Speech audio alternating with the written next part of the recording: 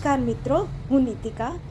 હું આજે તમને એક સરળ યોગાસન બતાવવાની છું, જેને આપણે કેટ એન્ડ કાઉ પોઝ કહીએ છીએ.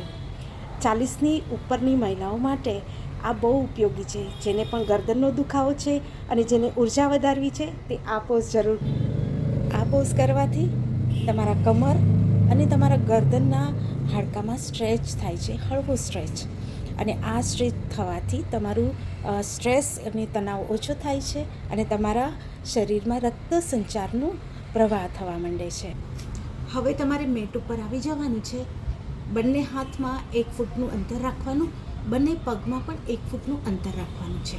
હવે તમારે સામું જોવાનું અને ધીરેથી ઉપર જોવાનું.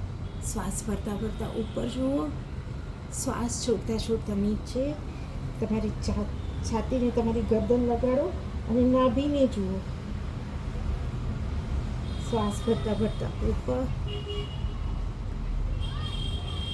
પાછો શ્વાસ છોડતા છોડતા ધીરેથી નીચે. શ્વાસ ભરતા ભરતા ઉપર.